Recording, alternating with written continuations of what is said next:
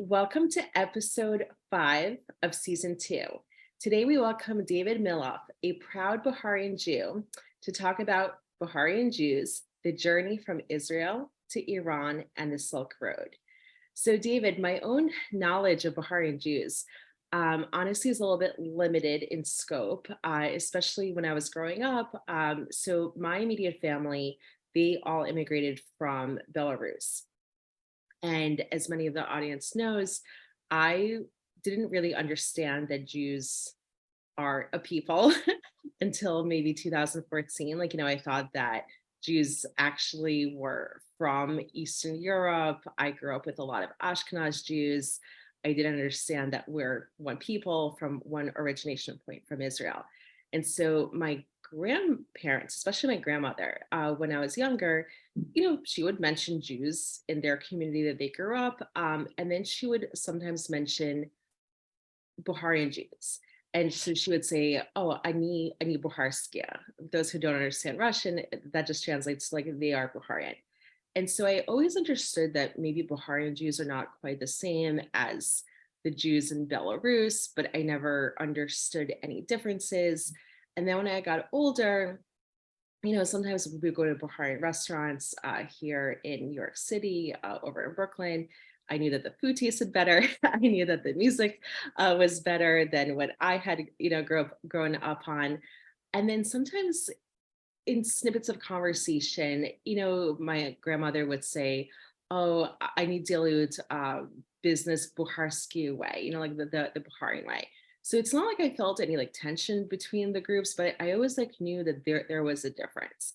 And then I didn't think about Bukharian Jews at all for many, many years until I moved to New York. And then after becoming Zionist, I, then befriended Jews of many different backgrounds, especially Sephardic communities, Mizrahi communities. One of the reasons that season 2 of this podcast is so focused on Jewish diversity, especially amongst the non-Ashkenaz communities.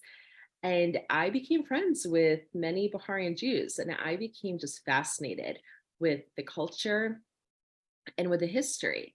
And so I feel like this would be a perfect opportunity to talk with you, a proud member of the Bukharian Jewish community, to find out a little bit more.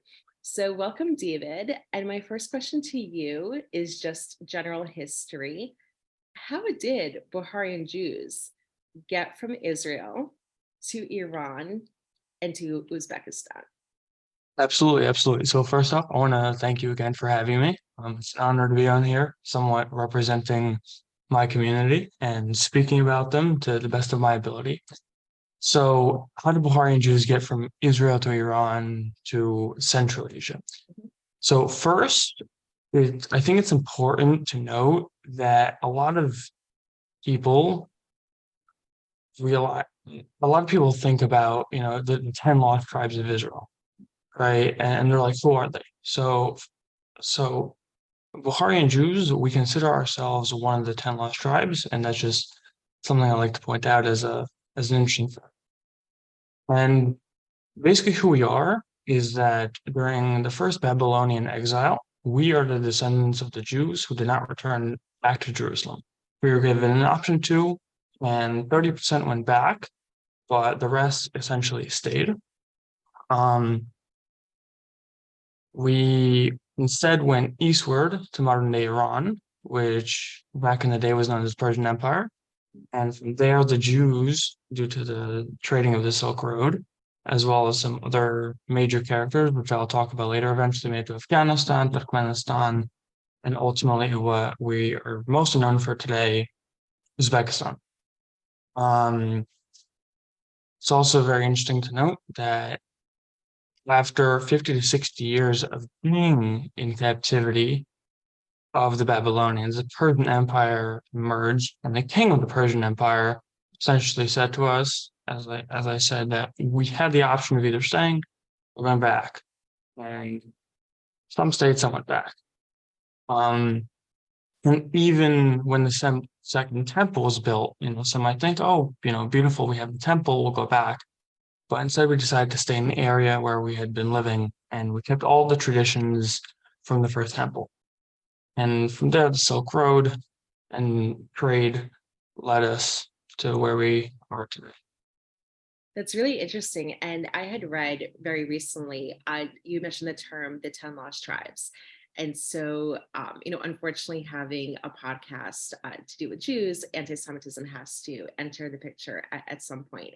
And so, for those who are not familiar, a lot of anti-Semites will say, well, the Jews, there were only two tribes left, and then the 10 lost Jews, those are not the 10 lost tribes, those are not really Jews. And then all different groups claim, you have the Black Israelite anti-Semites, claiming that they're the lost Jews, and other groups as do.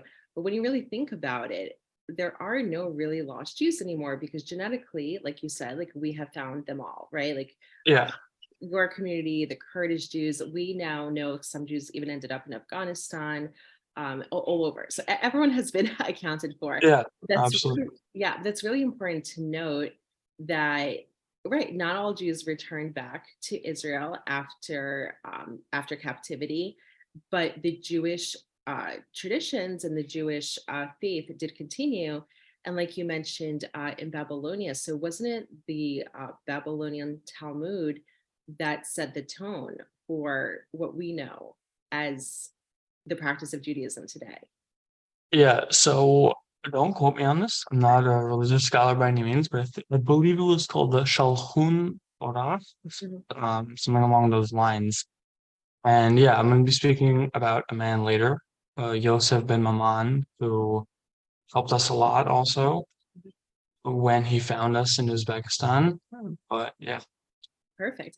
And so you mentioned the Silk Road, and obviously this was a long, arduous journey. And I know this didn't happen in one time period, but over the centuries, like I said, like from the Persian Empire along the Silk Road, ending up in Central Asia. So were Jews in your, what would become like your community, were they welcomed along their journeys, or did they have a lot of pushback and where they were winding up? so absolutely. So like I said before, we exiled into Babylonia and then became Persian Empire and then eventually made to Uzbekistan. So of course there was a lot of travel we did. Um, For the most part, I would personally say yes, but our movement through the diaspora was very similar to that of other Jewish communities, where some people let us be, they allowed us to live peacefully. Other people give us problems and force us into, their own ways of life. During the ancient times, when Bukharian Jews were believed to have been exiled from Israel, their interactions with the communities were like we weren't very well documented, right? It was oral. Um, what I would say is that our biggest problem was probably dimmies, Mhm. right? It was the way we were treated. We were treated like second class citizens a lot of the time. Um, but yeah, And so speaking of DMAs and DMitude, that brings me to my next question is that, once that Jewish community settled in Uzbekistan, and so when I say Uzbekistan, but then also you had mentioned, and obviously correctly, that it was not just Uzbekistan, even though that's where the majority of the Bukharian Jews ended up, and that's where the name, like, right, but is it Bukhara? Is that the city? yeah, Okay, so I know that, but then there were Jews I know in Samarkand, right? And even like you mentioned Turkmenistan, and I had read somewhere recently, correct me if this is wrong, some of the community also had lived in Tajikistan oh and yeah, yep. A lot Dagestan. of them, yeah. Right. So, how was life like in such a Muslim majority nation? And I wanted to either compare this or contrast this to, I have a very good friend who is a Zeri, and her family for hundreds of years had lived in Azerbaijan amongst Muslims. And Yeah. one of my first questions was, "Oh wow, so interesting. Was there a lot of anti-Semitism?" And she laughed and she said, "Not at all." She's like, even herself, she grew up there up until the age of 12. She said, "I had lots of Muslim friends. My grandparents did business with Muslims. In fact, a lot of Ashkenaz Jews would come in from Belarus during in the 1950s, 1960s to escape the more onerous anti-Semitism from those areas into the more Muslim majority. So if you could expand on that a little bit more, how it was like in Uzbekistan. Absolutely, absolutely. So first, I'll start on the Muslims, and then I'll get into the more specific dimitude. Mhm. So going even back further than the Soviet Union, during Islamic conquest, there's something actually recently learned called Umar laws. So those made it so that we couldn't do things like ride horses, which were transportation. We couldn't wear the same attire as Muslims, and we had to pay a tax. The only silver lining I would say I found to this is that we were a protected people. Mm.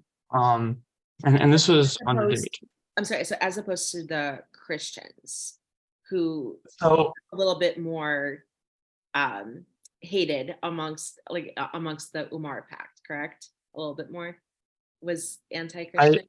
so I'm not an expert on Umar, but I think we might have been a little lower. But I know that the Dimitri basically was saying that if you're not a Muslim, we're not going to hurt you, but you're kind of going to be a second class citizen.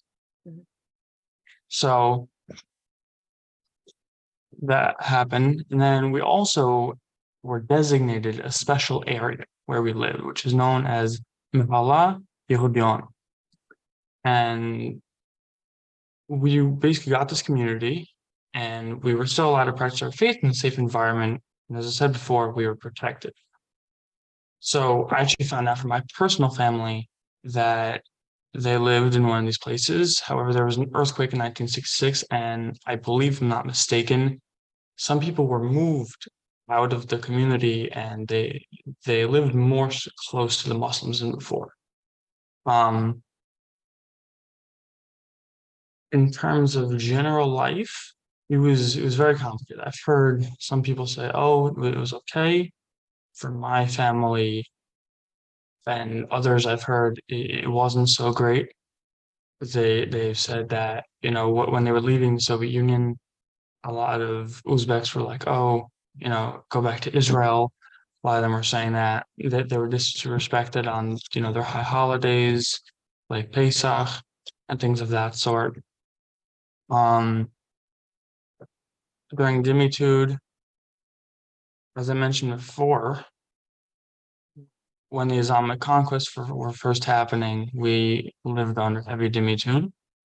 During the medieval period in Central Asia, including and especially the region where Bukharian Jews were, it was ruled by various Muslim empires, such as the Samanids, the Seljuks, and the Timurids.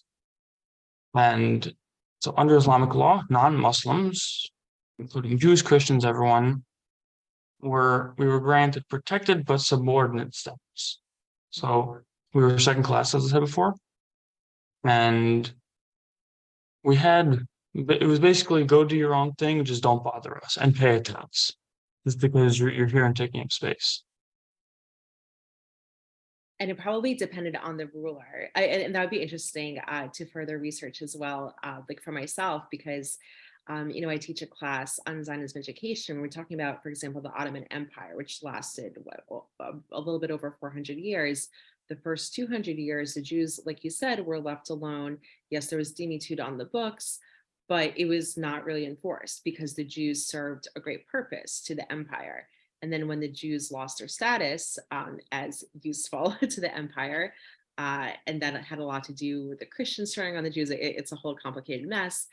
Suddenly, the dimitude laws were very much enforced, and not only enforced upon the Jews who lived in now Turkey, but also suddenly the Ottoman Empire cared very much about what the Jews were doing in Israel, and then Yeah, started ramping up their anti-Semitic measures.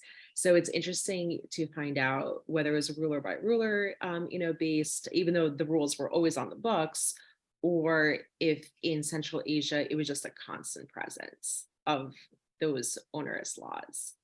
yeah, absolutely. So when I was researching it, I, from my personal opinion, I felt that Timur the Lame wasn't the worst person, I will say. Mhm. And the reason I will say that is because from what I read is that he played a significant role in why we got there. Mm. Under his rule, the Silk Road, its roads flourished and it connected Central Asia with various regions. He was also known for his tolerance towards different ethnic groups, and it's pretty uncommon during that era.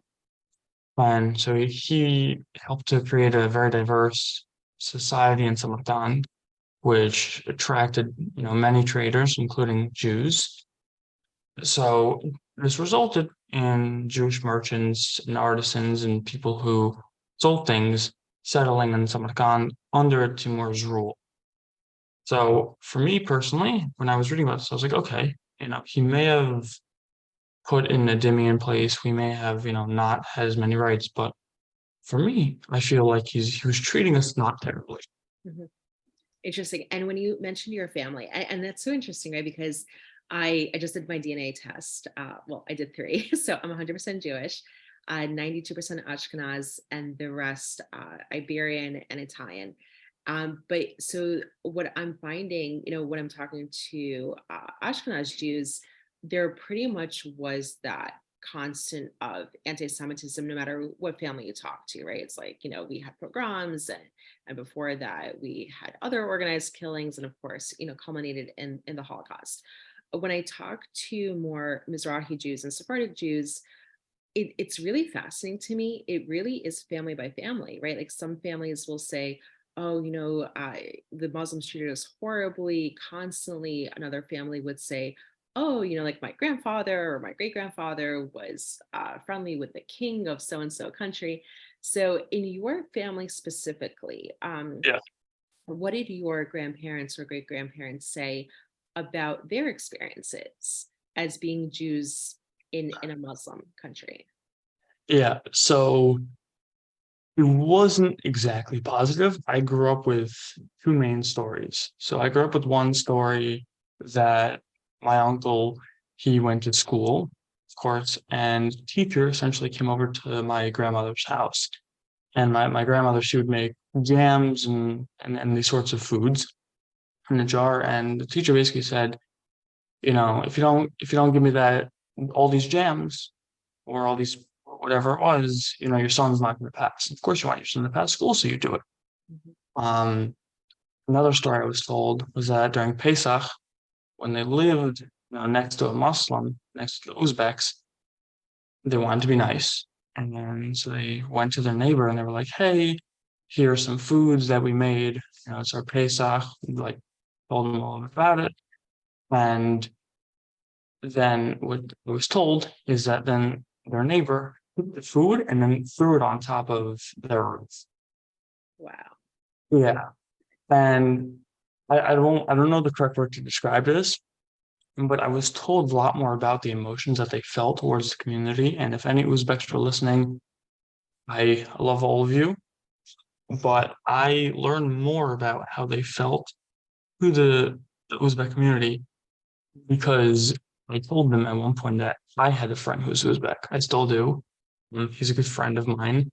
And when I told them that, they were like, "You have to be careful," because they said, we've lived amongst these people, we know how they are. So yeah, I don't think that they had a good outlook. And I've heard from people in the community, I've never met them, who have had good experiences, but for the most part, whenever people talk about living amongst, their Uzbek neighbors, it's like, yeah, no, I'm so happy I got out of there. That's interesting. Actually, now that I think about my own family, even though we're not Bukharian, even within the Ashkenaz community. So for the most part, like I grew up on stories of pogroms, but recently, I love how a lot of family history comes out for most people. Like recently, like you hear snippets as an adult. So it turns out my great grandmother, after the war, somehow ended up in Rostov on Don, which is a town that's been in the news in the last weekend or so. For those not familiar, that's where the failed coup against Putin was happening by the Wagner Group. And so I had asked my mom, I said, how did she end up there? Were there a lot of Jews there? And she said, no, it was actually mostly Cossacks. But ironically, they treated her really well, and they knew that she was a Jew. And a lot of the Cossacks, again, did not know this about them. They were fishermen, especially in that town, and they would deliver her fresh fish whenever they would do their own catch. And my mom had even shared a story that one of the Cossacks' mother would accompany her son on the fish delivery. And this happened, I think, like once every couple of weeks. And at one point, the mother had even said, "Oh, you're a Jew," and like, "Bless you." Like she said something very positive. And so, like, when we hear about Cossacks, like, again, we hear pogroms, Fiddler on the Roof is based Yeah, on that. But then sometimes you have these outlying stories yeah. where, right. So I just think it's like so interesting too, like depending on the person and the family. So just wondering too, in terms, I know you talked about your family, obviously did not have the best of experiences, but at the same time, I know that my own family, during the Holocaust, um, on my paternal side, those who were lucky enough to escape Belarus, of course, those who did not, they were all murdered. But those who did just found out that they ended up in Tashkent and spent the warriors there very much protected. And some, I don't think too many, but some family members, obviously extended family members, ended up staying in Uzbekistan, Yeah. well into whenever they left for Israel, which I'm assuming is the 90s, given the history of Aliyah. So to me, it's interesting. And so could you explain a little bit further, right? Because, there was anti-Semitism, but then how did a lot of these Jews from the more Western republics, um, were at least semi-welcomed in Uzbekistan during the war? So yeah. Um, so from what I know is that although there was a war, it was in Europe. So it wasn't in Uzbekistan. So that's why they went there. And also, the way I see it is that we had an established community, Mhm. so they probably felt safer going there. Um, I really think it was in part due to the strong Bukharian Jewish community that was already established there.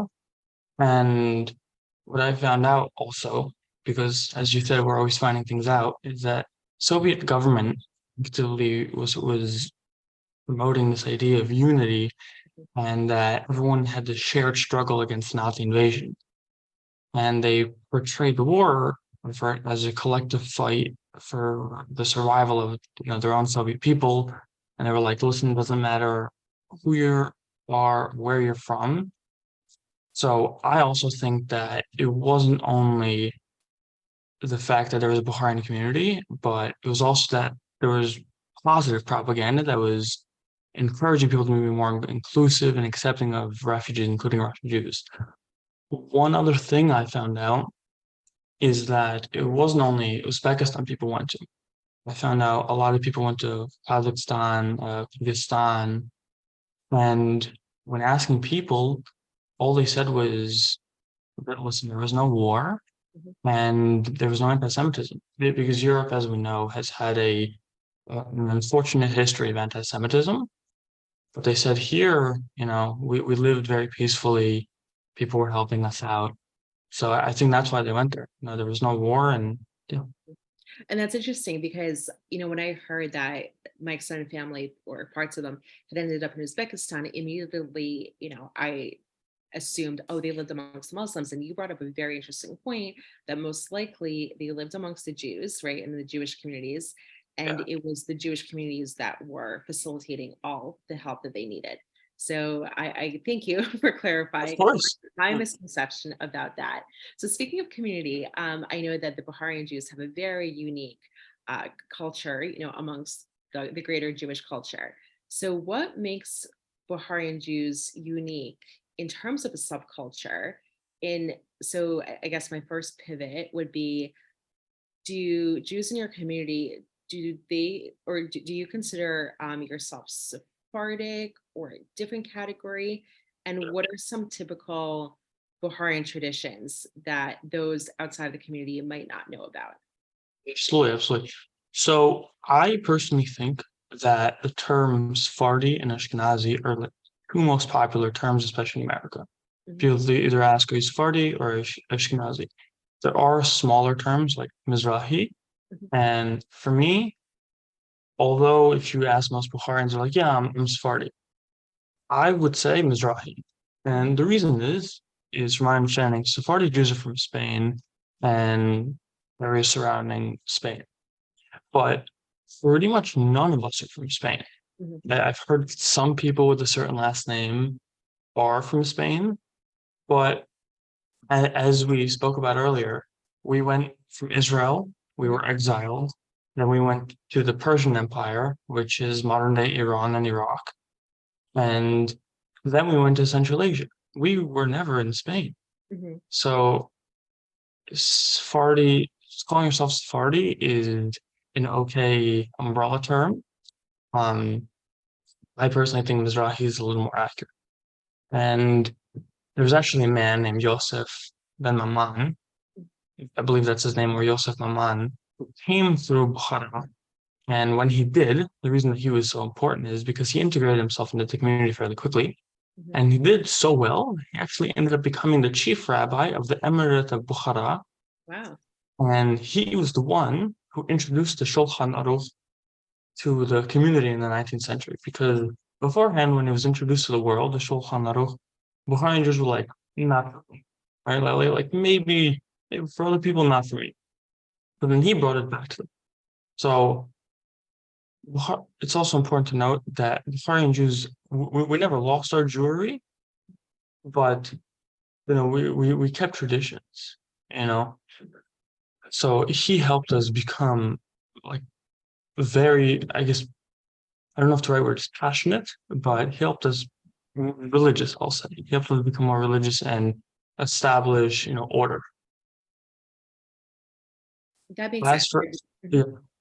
yeah, No, I was just thinking that makes sense, right? Because if you think about, not having modern technology, modern ways of transportation, how many people did actually pass through Central Asia, unless like part of an army. So it would yeah, make sense that the Jews of Central Asia were not as connected to, let's say, the Jews of the Arab lands versus the Jews of Western Europe, or even Jews in Persia that had a mighty unified country right there. So yeah, of course. And I've also read that we didn't even have yeshivas or synagogues for a period of time. It was pretty much all small group learning, small. We just did everything in group. We didn't have establishments. So this Yosef, if I've read it correctly, helped us to do all these things. So he was really a big player for us. and do you know where he came from, and how he found the community? So I know he was a Sephardi Jew, which Mhm. is of course, which is why we took up his customs. I believe what happened was he was collecting money for something in Galilee back in Israel, and he came through. Um, I think he was from Maned. I'm not sure if that's the correct word, but he was from Maned.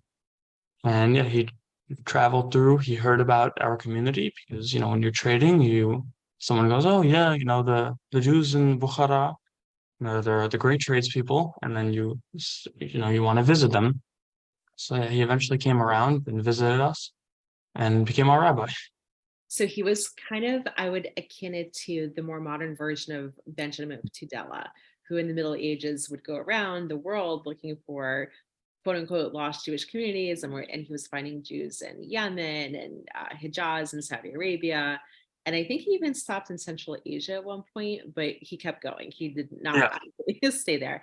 And yeah, it's important to have those intrepid Jews who go around the world, right? Like especially during those times when there was no technology, and looking for our people.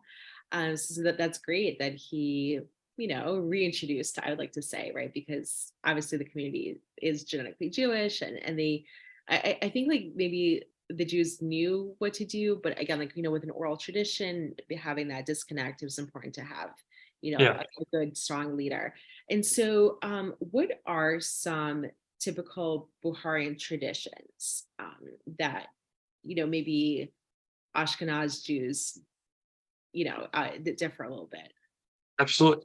So one of the traditions is these both happen during a wedding.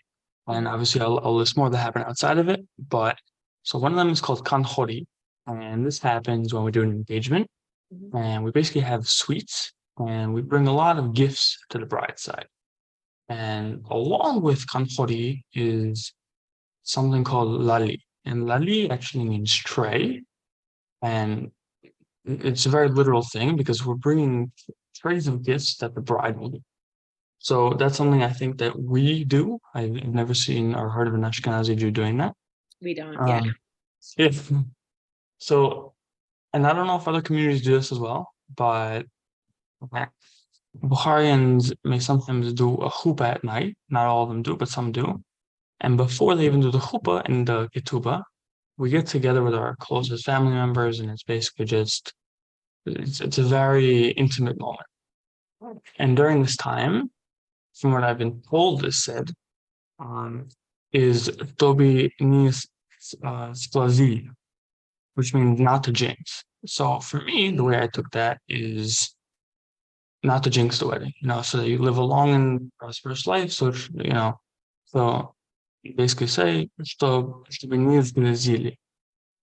And at these events, we have a robe that we wear called the Jama, which is very famous, I would say, in our community. It's very identifiable. And it's basically a robe made of velvet and silk, velvet or silk rather. And it has Jewish symbols on it, like the menorah, like the Magen David. And yeah, we wear it during festivals, religious occasions. I think I saw that robe a couple years before COVID. It was the Israel Day parade, and there are different groups marching down Fifth Avenue, and I at first didn't know like that it was Bukharian Jews, but I saw a very well dressed group with the velvet robes, Yeah, with the gold tassels, with like you said, the Judaica symbols on the so back, and then they identified that they were Bukharian Jews. so and one other thing I forgot to mention is that, and you'll actually see this if you go to Israel now. It's very funny how much people have adopted culture. I don't want to say our because we're all Jews, but it is the Bukharan kippah. So it's basically like the kippah I'm wearing right now. It's a little smaller. It's flat on my head, but the Bukharian kippah is more of a skull cap, Oh yeah. Hmm. and it has all sorts of designs on it, and it's very beautiful. I have one myself from Uzbekistan. It's very dear to me. But so we have that, and that's another essentially sort of like a shouting to the public that I am Bukharian. I love that. Like I have an identifying symbol. Absolutely. And so again, like I mentioned in the beginning of the podcast, that I had been to some Bukharian restaurants here in Brooklyn. So are there any specific Bukharian Jewish dishes that are specific to your community? For sure, for sure. So we have things like, which is something I eat very often, Oh, I'm so sorry, James. and Can you repeat that? Because I think it was cut off a little bit. oh, no problem. So we have something called baksh, which if you want to look it up, I'd say the easiest way to look it up is green Central Asian rice, to be honest. And whenever I describe it to a non-Bukharian, but a Russian speaker, someone, Soviet Jew, I simply tell them that it's green cloth, and it's comprised of rice, onions, chicken or beef, and cilantro. And so and that sounds delicious, by the way, but the non-green plof that, is more known, is that more of a Muslim dish of Uzbekistan, or is that something altogether different?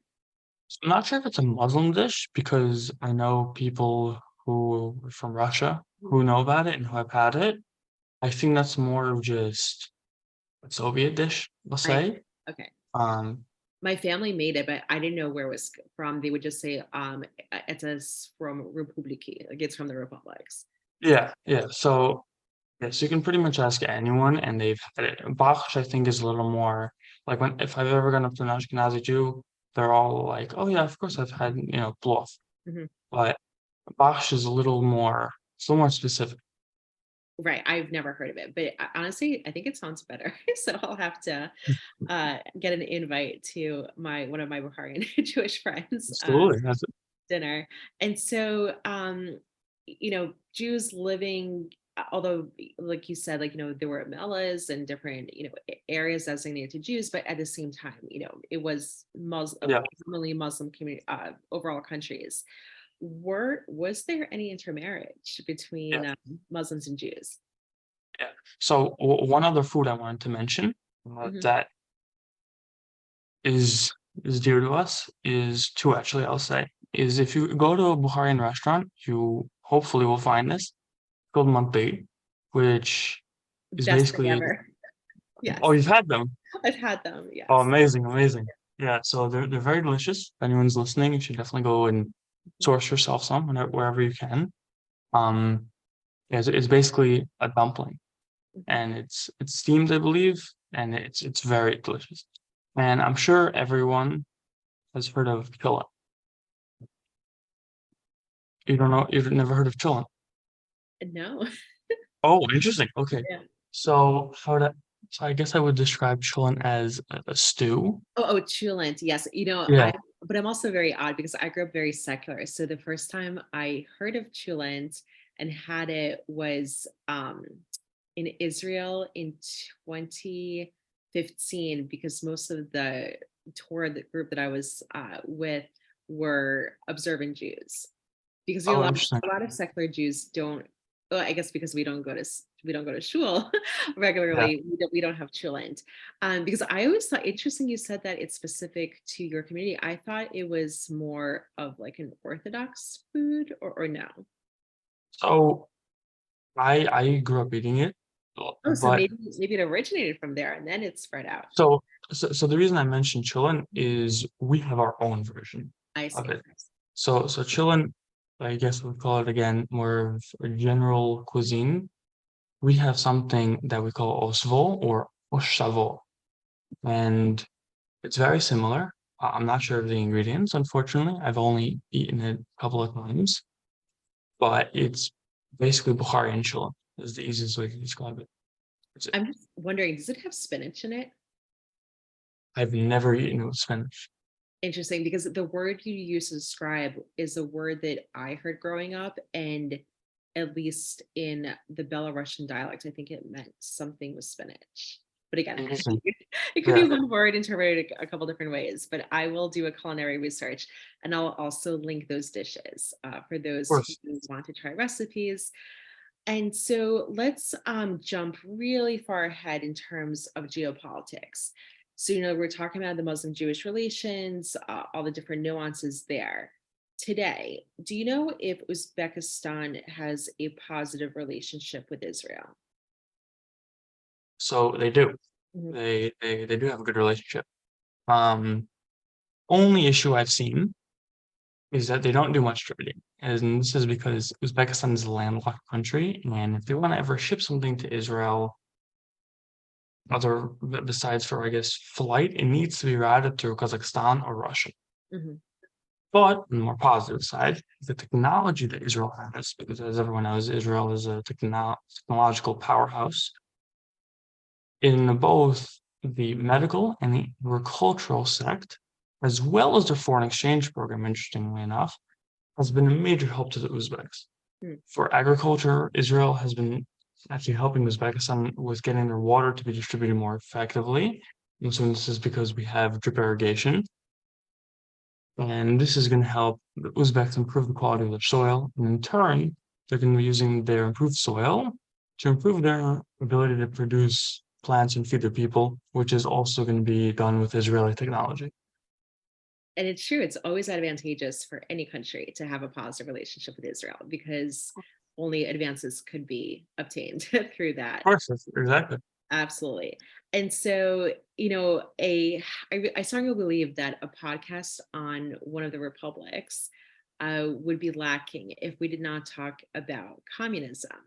And so I grew up, well, I was born here, but I grew up on stories, obviously, of communism and how it affected my family in Belarus.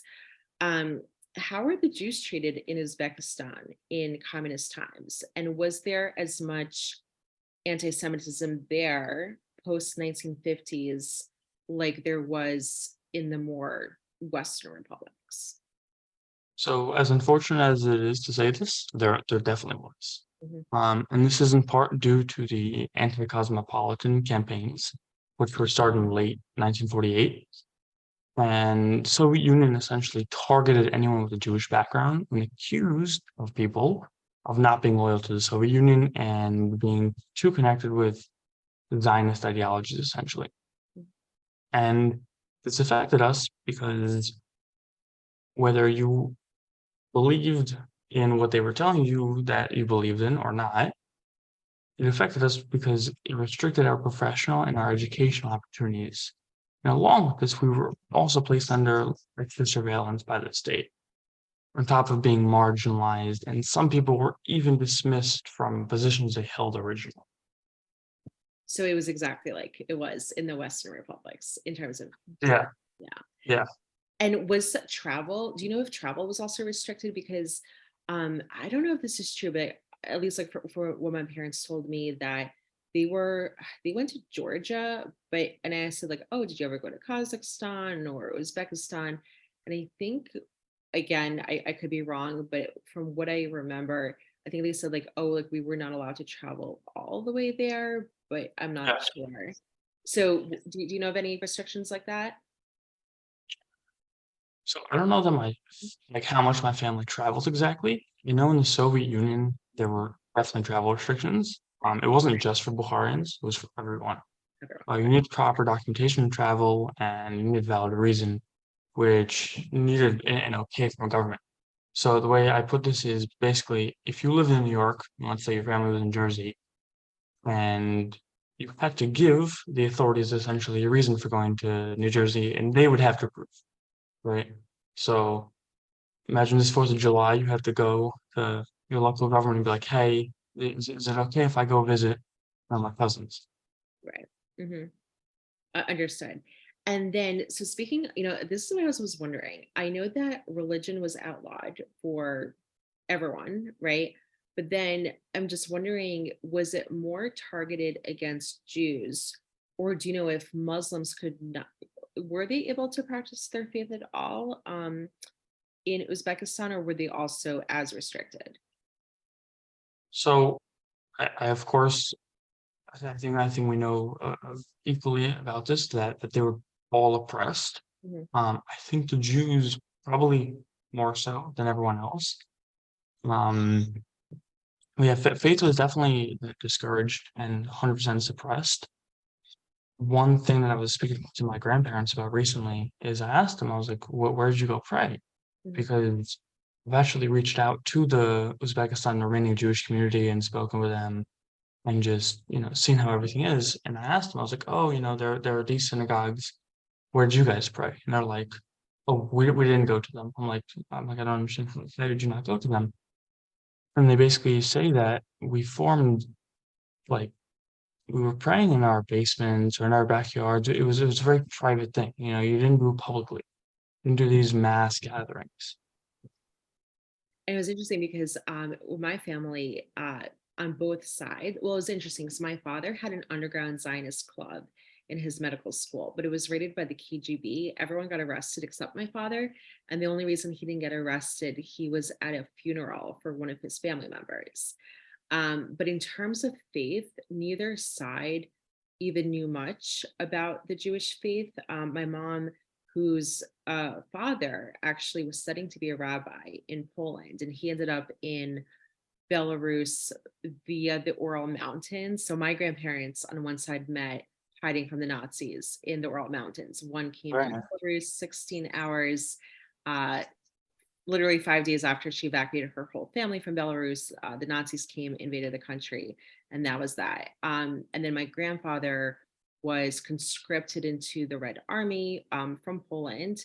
And like the borders were very fuzzy back then, right? So he Yeah. grew up in Lvov, then Poland, now Ukraine. All of his family was murdered by not the Nazis, but by locals, in those ravines.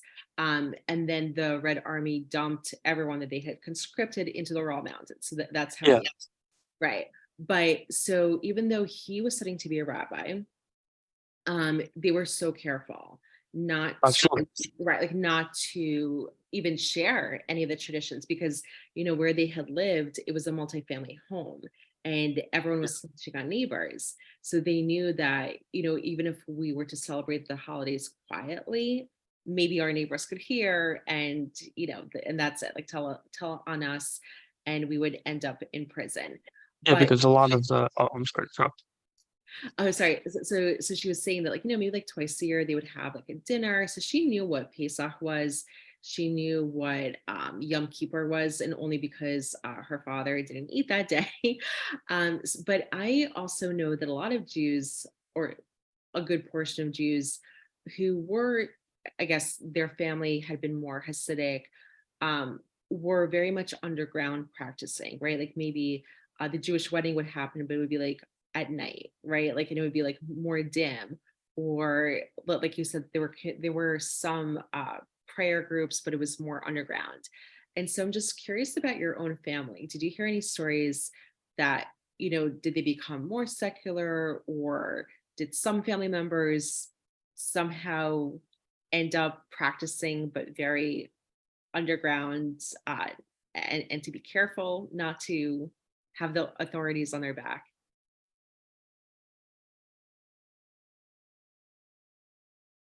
Oh, David, are you there?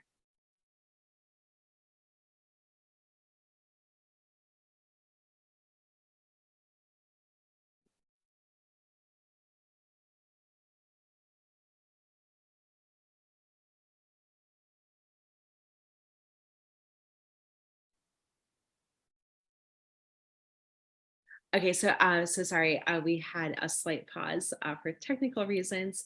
And so, David, I was asking about if you know of any family members who, were practicing the Jewish faith more underground, or did they become more secular like a lot of other Jews did in that time period? yeah, so it's actually very interesting you ask that because I grew up with this story and I was recently told something very interesting. Uh, I think the reason that my family was able to maintain their Jewishness so much, especially their Bukharian identity so well, especially on my mom's side, is because my grandmother, her grandfather, was the rabbi of the community, is what I was told growing up. So obviously, when you're a rabbi, you teach your kids, you teach your grandkids about Judaism, you teach them how to do certain things, and then it's more around you. I was also told that my mother's father, his ancestors somewhere along the line were rabbis. So I would say that they did a great job preserving it. Um, I'm I'm a practicing Jew as much as I can. So I would definitely say that they preserved it, and it was definitely in part because they had these figures in their families. That's so wonderful to hear and inspiring too. I know that, well, like, my family maybe was different because, my parents immigrated here in 1979 and did not, become observant. But I know a lot of, Jews who did come from the former Soviet Union. They came here and they became very observant. So Mhm. I think that does play a role, in terms of community strength and the leadership, in those communities. And so I had read that there had been some tensions between Ashkenaz Jews that escaped to Uzbekistan and the Jews who had been there for centuries, like your family. Is there any truth to that? And if so, do you know what the basis of that conflict would have been? Yes. So I've actually experienced some of this. Interesting. Mhm. People have found out, they're like, "Oh, you're a Bukharian Jew." I'm like, "Yes." They're like, "Oh," and then they're like, not for me. And I don't understand it. I still really don't. I think it has more so to do with the fact that in general, in America, I feel whether you want to admit it or you don't, there's always a tension between the Sephardi and the Ashkenazi Jewish community. Whether one thinks it's better than the other or something else, we don't want to mix. It's a bit off topic, but I always tell people that we always see anti-Semitism outside. Like, just wait till you see how much we butt heads in our own community. Absolutely. Yeah. So, in terms of how was it, I've heard different stories again, just like how it was to live amongst the Uzbeks. Of some people are like, yeah, we were totally fine with our neighbors, and other people are like, it was a little off. I personally think it was just because we have such cultural differences. Bukharian Jews are known to have very strong culture. We stand behind our culture. The way it's been described to me is we may not be the most religious people, but our culture is strong. Mhm. So I agree with that. And, one of the reasons I'm doing my podcast this season on Sephardi and Mizrahi Jews is because, the majority of Jews, in America are Ashkenaz, and the Ashkenaz yes, community doesn't know much of anything. Like, in fact, I have a neighbor who's Ashkenaz, older neighbor, and I don't know, maybe 6, 7 years ago, we were having a conversation, and I mentioned something about Mizrahi Jews, and without missing a beat, he said, "What is that?" Said what? yeah, Even I, in my very rudimentary, knowledge back then, knew who Mizrahi Jews are. And so I just think that it's opportunities like this, like bringing on valued guests to share their family histories, to share the history of the community, really to amplify the voices. And I think that's needed, right? Because then we have people who are non-Jews in America who literally think that all Jews are Ashkenaz, and that's yeah, far from the truth. exactly, yeah. And so, do you, this is just like something that came to me. Are there any Jews today who are left in Uzbekistan? And if so, in which cities would they live? And also, part two of my question would be, do Bukharian Jews these days, do they travel to Uzbekistan to visit? And is that something that's popular or not popular? Yeah, that's a great question. So the Jewish community in Uzbekistan is definitely dying. The last time I read was that we actually import kosher food from Tajikistan. Hmm. So that's how dying we are. And another thing I read was that they have now more so trouble making a minyan. For those that don't know, that's 10 men above the age of 13 in a prayer. So we have trouble doing that. And a lot of people who are remaining are either getting older. Someone said that now they go to more funerals than weddings and, like Milas or something of that sort. So we're definitely dying in that regard. And it's also just people moving out. People are like, yeah, my family's in Israel, my family's in Australia, America, wherever they are. People are just moving out. In terms of going back to visit, it's funny you asked that as well. I actually recently just arranged a trip, I'll say. I will be going back to Uzbekistan. I will be going to Tashkent, Samarkand, and Bukhara, visiting all those cities. My family is out of Tashkent, Mhm. but so I will say yes, we do go back. There is a organization based out of Queens, I believe, that organizes trips for Bukharian Jews. And aside from myself, I know that my great uncles have gone back. I know a couple of friends who have gone back. So people are definitely still going back. Well, if there's any room on the trip for Jews who really admire the Bukharian Jewish community, but are not Bukharian, I volunteer myself because I would love to go and see for myself, like the history there. And so you mentioned that your family was from Tashkent, but then we have the name Bukharian, right? So Bukharian Jews are named after the city of Bukhara, correct? Yeah. So could you guide our audience, both listening and visual, I guess, where is Bukhara, like in terms of like, is it north, south, east, like where is it located? So I know it's definitely north of Afghanistan. Um, and I believe it is left Tashkent. I don't know exactly on the map, I can look at one if you'd like and tell you exactly. It's okay. Um, yeah, but I know it. I think it's southwest, if I'm not mistaken. Okay, Um, just to have a like a focal point, like you know what we're talking about. yeah, And then you mentioned right, like so you said like you know your family is from Tashkent. They're Bukharian Jews who also lived in other parts. So why is it called Bukhari? Is it just because there were more Jews in Bukhara? Like how did the name come about? yeah. So there was a ruler during the time. I can get you the name after so you can link it. I don't know his name off the top of my head, but basically he was a ruler who, when we had the Emirate of Bukhara, he was basically like, okay, you guys are the Jews of that region. You guys are now the Bukharian Jews. Oh, And and it's really interesting that he gave us his name because I don't think I mentioned this earlier, but although nowadays pretty much every Bukharian Jew you meet speaks Russian, and we speak Russian and English, we also have our own language, mm, right? Which is known as Bukhari.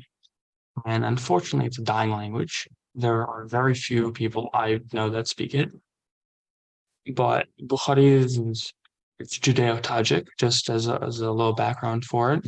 very Um, interesting. and this is because, we lived around Central Asia. We came from Iran, so we were speaking these languages. It's a mix of, Russian, Hebrew, Tajik, and a little Aramaic, I believe. What's really cool about the language is also that it covers three bases. You can speak to people who speak Tajik, you can speak to people who speak Farsi, and of course, Bukhari. Mm. And I know this because I actually saw my grandparents recently do it. We met someone who spoke Farsi, a Persian Jew, and they just engaged in a full conversation with them. And I was like, I was mind blown. That's so interesting. Wow. See, I always learn something new in these podcasts. Yeah. That's wonderful. I want to now research that a little further as well and dig in. So you mentioned Israel before, right? So like there was, not the reason like that community is dying, Mhm. figuratively and literally in Uzbekistan because so many, you said, Jews had moved to Israel. So are Bahrain Jews overall in the diaspora, are they overall Zionist, would you say? I'd say so. I'd say so. And Right. so I think, Mhm. And so, yeah. do you, of many Bahrain Jews here in America, do they tend to make Aliyah to Israel?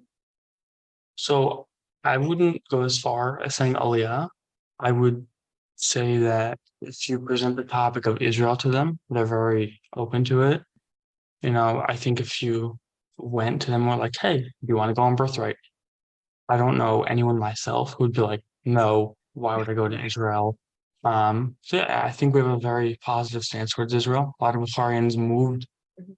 to Israel. We actually have our own quarter in Israel. If anyone wants to visit, it's called Bukharim. Where It is was that? just um I don't know where it is, but it was established by Rabbi Shlomo Musayev, who has a synagogue in Uzbekistan. So that's really cool. We have our little community named after us. Um, one other rabbi whose name I unfortunately have forgotten. But yeah, we're definitely with Israel, every step of the way. Interesting. Do you know, and I know I'm putting you on the spot here, but do you know if there was a Bahrain Jewish community in Israel pre-liberation, meaning prior to 1948? Yeah, so the Habu Harim has been there for a while. Wow. It's been there since way before Soviet Union. It's been there for a long time. So yeah, we moved there. We've been there for a good amount of time. I think that's also something that needs to be shared more because, again, the misconception that, oh, it was the Ashkenaz that came and built and rebuilt Israel. And that's not true, right? Like, I make it a point to emphasize that, first of all, it was the Sephardim who held down the fort Yeah.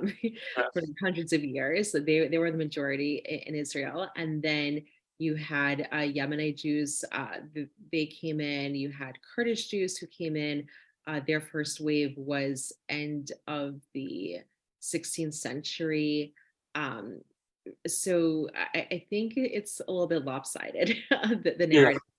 And even I, like I consider myself I mean, I don't think anyone's an expert in anything.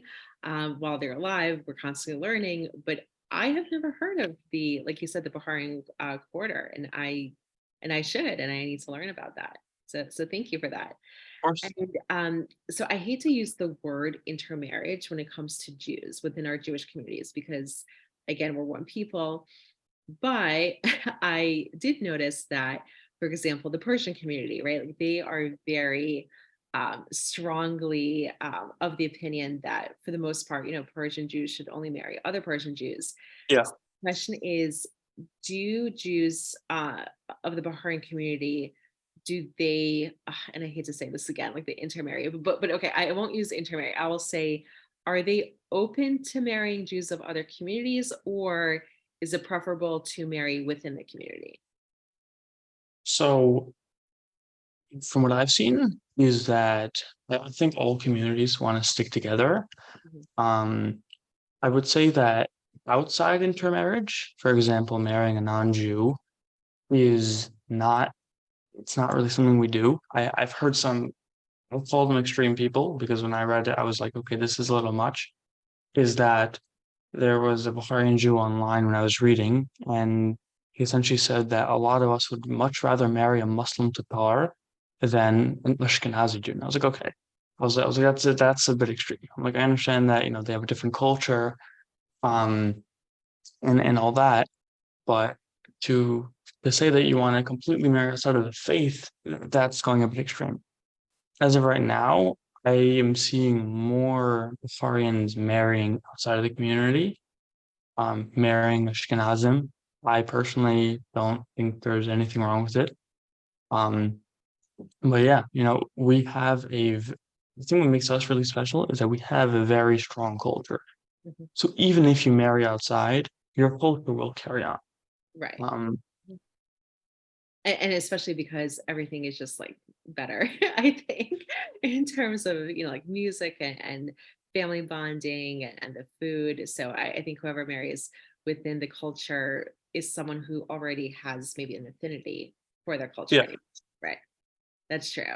So you mentioned the Tatar Muslims, right? So I know, for again, I hate to generalize, but what I've heard, and I have a cousin Jewish.